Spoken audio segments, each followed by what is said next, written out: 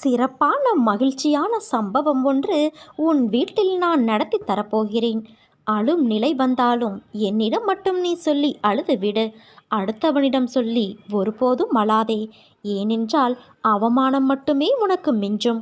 கடுமையாகவும் எந்த நேரமும் என் குடும்பத்தினரின் சுகத்திற்காகவே உழைக்கும் நான் ஏன் கஷ்டத்தை மட்டுமே அனுபவிக்கின்றேன்? ஏனென்றால் விதி விலக்க முடியாதது. லாபத்தையும் நஷ்டத்தையும் மாற்றி மாற்றி கொடுக்கும். கர்ம வினைகளுக்கு ஏற்றவாறு இன்னல்கள் விளைவிக்கும். உனக்கு வரக்கூடாத வியாதிகளும் வந்து துன்புறுத்தும். கர்மவினை அழிவதற்கு முன்பு நீ முடிந்தவரை பிறருக்கு எந்த பிரதிபலனும் இன்றி நன்மைகள் செய்தால் விரைவில் உன் கர்ம பந்தத்திலிருந்து விடுபட்டு சந்தோஷமான வாழ்க்கையை பெறுவதற்கு நான் உனக்கு உதவ முடியும். அப்படி செய்யவில்லை என்றால் எந்த உபாயமும் எடுபடாது. தர்மமே தலை காக்கும். மனதில் உள்ள விரோதங்களையும் வீண் வாதங்களையும் அழித்துவிடு. தீங்குக்கு தீங்கு என்பதை தவிர்த்துவிடு. தீங்குக்கு பதிலாக நன்மையை செய் குழந்தையே. பிறருடைய சொற்கள் உனக்கு தீங்கு இழைக்காது. அதே சமயம் உனக்கு தீங்கு இழைத்தவர்களுக்கு உதவி தேவைப்படும் போது நீ அவர்களுக்கு உதவி செய். அதனால் நீ மகுடமாய் உயர்வாயே தவிர தாழ்ந்து போக மாட்டாய். பிறர் துன்பப்படுவதைக் கண்டு தான் இன்புறுவதை போன்ற பாவம் வேறு இல்லை. அதே போல ஒரு நாளும் நீ நடந்து கொள்ளாதே. இதை நீ கடைபிடித்தால் போதும். உன் துயரங்கள் நிச்சயம் முடிவரும். அதே சமயம் பக்தி செய்தவுடனே வேண்டியது கிடைக்க வேண்டும் என்று எண்ணாதே. பக்தி என்பது இறையருளையும் புண்ணியத்தையும் பெறுவதற்கான ஒரு நுழைவுச் சீட்டு. இறைவனின் அன்பை பெற இது ஓர் அங்கீகாரம். இதை செய்துவிட்டு காத்திருக்க வேண்டும். எல்லோர் வாழ்விலும் சோதனைகள் வரும். அதன் பிறகுதான் நீ செய்யும் ஒவ்வொரு காரியத்தை பொறுத்து அவரவர் தேவைகள் பூர்த்தி செய்யப்படும். உனக்கென்று படைக்கப்பட்டது நிச்சயம் உன்னை வந்து சேரும். அதை புரிந்து கொள். உன் உழைப்பு என்றும் வீணாகாது. வாழ்வில் லட்சியத்தை அடைய வேண்டும் என்ற எண்ணமும் பொறுப்பும் கண்டிப்பாக இருக்க வேண்டும். அதே சமயம் எதையும் ஏற்றுக்கொள்ளும் பக்குவமும் அவசியம் வேண்டும். இந்த வாழ்க்கையே எனக்கு வேண்டாம் என்று சொல்லும் அளவிற்கு அனுதினமும் ஏதாவது ஒரு கஷ்டம் எனக்கு மட்டும் வந்து கொண்டே இருக்கிறதே என்று புலம்பாதே. நான் உனக்கு பலமுறை கூறிவிட்டேன். இந்த உலகில் உள்ள அனைவருக்கும் இது போன்ற நிகழ்வுகள் நடந்து கொண்டுதான் இருக்கிறது என்று. உனக்கு பெரிதாக தெரியும் பிரச்சனை மற்றவருக்கு சிறிதாகப்படும். உனக்கு சிறிதாக இருக்கும் பிரச்சனை மற்றவருக்கு தலையாய பிரச்சனையாக இருக்கும். உன்னுடைய பலத்தை நீயே நம்பவில்லை என்றால் வேறு யார் நம்புவது? நம்பிக்கையோடும் மனதைரியத்தோடும் நிதானமாக யோசித்து செயல்படு. உன் காரியம் நிச்சயம் கைகூடும் குழந்தையே. நிகழ்காலம் உனக்கு கடினமாக இருந்தாலும் இது நிரந்தரம் என்று நினைத்து கொள்ளாதே. நிலைகள் மாறும், காலம் மாறும். உன் அம்மாவான நான் மாற்றுவேன். நீ எல்லா செல்வ வளங்களையும் பெற்று நல்ல பெயரோடு நிம்மதியான வாழ்க்கையை வாழ்வாய்.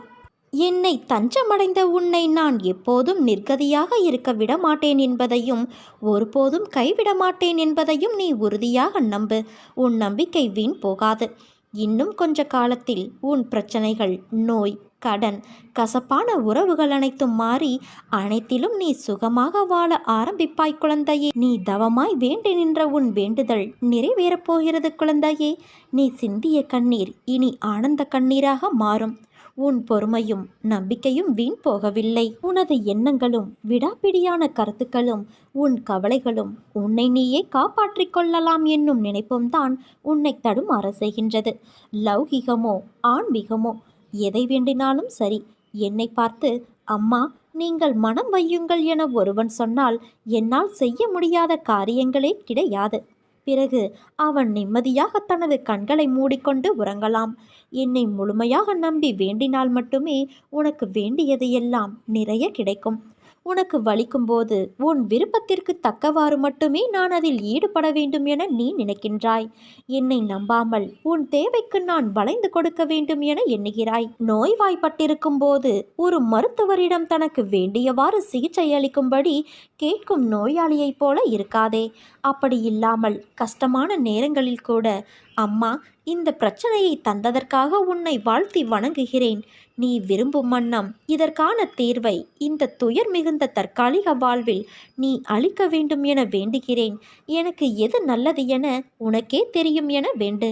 ஒரு சில நேரங்களில் கஷ்டங்கள் குறைவதற்கு பதிலாக அதிகமாகுவதாக உணரும் போதும் அதற்காக பதட்டப்படாமல் கண்களை மூடிக்கொண்டு, அம்மா, உன் விருப்பமே நிகழும், நீயே அதை எண்ணுவாயாக என பிரார்த்தனை செய். அப்படி செய்யும்போது தேவையான நேரத்தில் அதிசயத்தை நிகழ்த்தி நான் காட்டுவேன். நானே உன்னை என் கைகளில் தாங்கி செல்கிறேன். என்னை நீ முழுமையாக நம்பினால் மட்டுமே நான் நினைப்பேன். நான் எப்போதும் உன்னை நினைத்து கொண்டே இருப்பேன். உன்னை என் கண்களில் வைத்து காப்பேன் குழந்தையே. என்னை எவன் மிகவும் விரும்புகிறானோ அவன் எப்போதும் என்னை காண்கின்றான். என்னை விட்டு நீங்கினால் இவ்வுலகமே அவனுக்கு சூனியமாக தோன்றும்.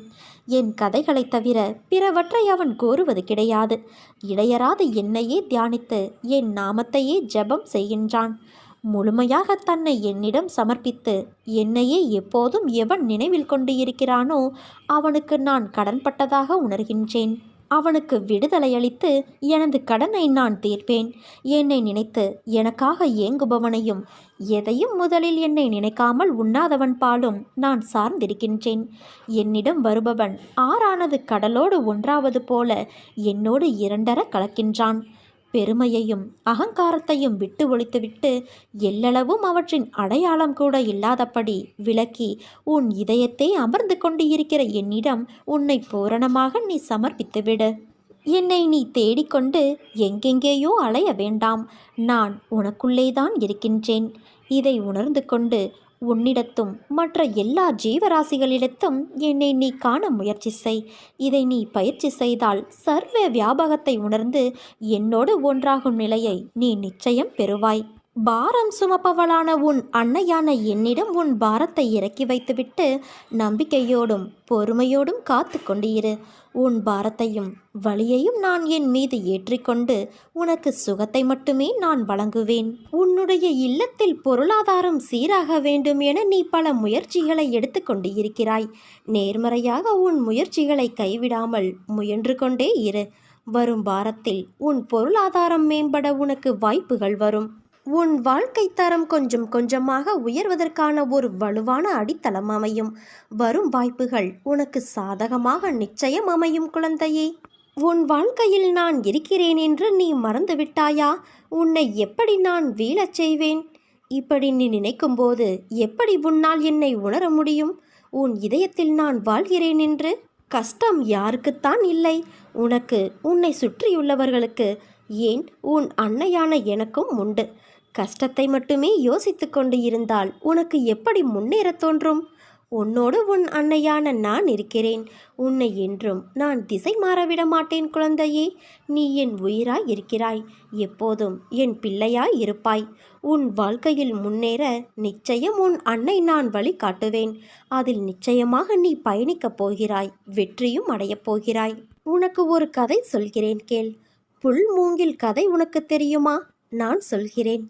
புல்லை நீ மண்ணில் நட்டு வைத்ததும் வளர்ந்துவிடும். ஆனால் அது சிறிதாய்தான் இருக்கும். அதற்கு மேல் அது வளரும் தன்மையுடையது அல்ல. இதுவே மூங்கிலை நீ எடுத்துக்கொண்டால் அது வைத்து 5-6 வருடம் வளராமல் அப்படியே இருக்கும் பார்ப்பதற்கு. ஆனால் அது வேரை பக்குவப்படுத்தி பலமாக மண்ணில் பிடிப்பான வேரை கொண்டு இருக்கும். அதன் பிறகுதான் அது வளர ஆரம்பிக்கும். ஆனால் அது வளர ஆரம்பித்து விட்டால் அதன் உயரம் 10 மடங்கு வளர்ச்சியை கொடுக்கும். அதன் வளர்ச்சியை எப்படியாயினும் தடுத்து நிறுத்த முடியாது. அது மூங்கிலின் வெற்றி. புல் வேகமாக வளர்ந்தாலும் அதனுடைய வளர்ச்சி சிறியதுதான். ஆனால் மெதுவாக வளர்ந்தாலும் மூங்கிலின் வளர்ச்சி பெரியது. உனக்கு வெற்றி கிடைக்க நேரமாகிறது என்று வருந்தாதே என் பிள்ளை. நீ வளர்ந்து உயரமாக நிற்கப் போகின்ற மூங்கில் மரம். அதனால் பயப்படாதே குழந்தையே. நிச்சயம் நீ வெற்றி அடைவாய். உன்னுள் எழும் கோணலான சிந்தனைகளை நான் மாற்றுவேன். அது உன் மனதை ரணப்படுத்தி கொண்டு இருப்பதை எப்படி என்னால் உணராமல் இருக்க முடியும்? நிச்சயம் நீ நிம்மதியடைவாய்.